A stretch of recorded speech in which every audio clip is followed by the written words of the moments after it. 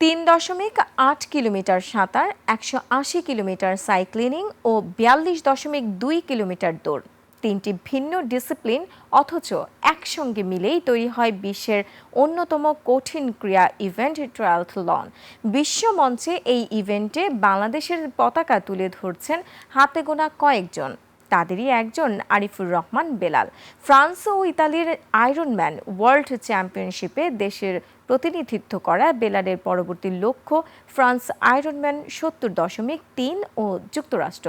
একুশে টেলিভিশনকে দেয়া সাক্ষাৎকারে নিজের সংগ্রাম, স্বপ্ন ও প্রত্যাশার কথা জানান এই ট্রায়াথলেট। বিস্তারিত আকাশুজ্জামানের রিপোর্টে। শরীরের সক্ষমতার চূড়ান্ত পরীক্ষায় পাশ করলেই খেতাব মেলে আয়রনম্যানের। সাঁতার, সাইক্লিং আর দৌড়, 3 ইভেন্ট মিলিয়ে দীর্ঘ এই প্রতিযোগিতা শেষ করাই যেখানে বড় চ্যালেঞ্জ। বাংলাদেশের পতাকা হাতে সেই চ্যালেঞ্জ জয় করেছেন আরিফুর রহমান বেলাল।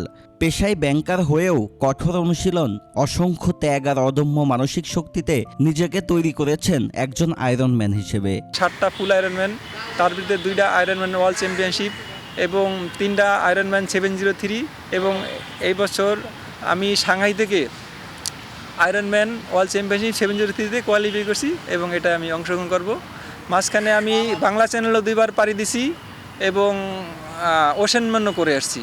গত বছরের সেপ্টেম্বরে ফ্রান্সের নিচ শহরে আয়রনম্যান ওয়ার্ল্ড চ্যাম্পিয়নশিপে অংশ নেন। একই মাসে ইতালির এমিলিয়া রোমানগায় আয়রনম্যান ইতালিতে অংশ নেন আরিফুর। এতেই গড়েন এক বিরল রেকর্ড।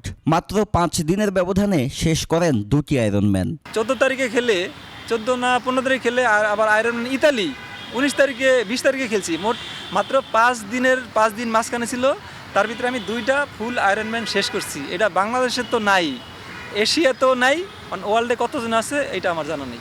অদম্য ইচ্ছাশক্তি আর চ্যালেঞ্জ জয় করে এবার বাংলাদেশের পতাকা উঁচিয়ে ধরতে চান ফ্রান্স আয়রনম্যান 70.3 মাইলে, অংশ নিতে চান ব্যাংক অফ আমেরিকা শিকাগো ম্যারাথনে। তবে শেষ মুহূর্তে এসে বাধা হয়ে দাঁড়িয়েছে অর্থ।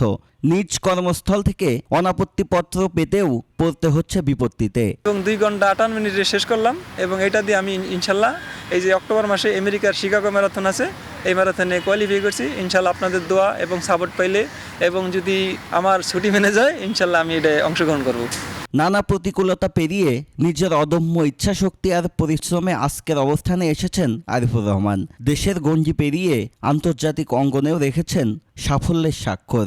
এখন তার স্বপ্নকে আরও বড় পরিসরে এগিয়ে নিতে প্রয়োজন সামান্য সহযোগিতা, যে সহযোগিতা বদলে দিতে পারে শুধু আরিফুর রহমানের গল্প নয়, বাংলাদেশের পতাকাকে আরও একবার তুলে ধরতে পারে বিশ্বমঞ্চে।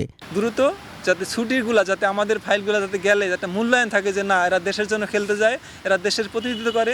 যারা উপরস্থ কর্মকর্তা আছেন তারা যেন অন্তত আমাদেরকে একটু মূল্যায়ন করে। আকাশুজ্জামান, একুশে টেলিভিশন, ঢাকা।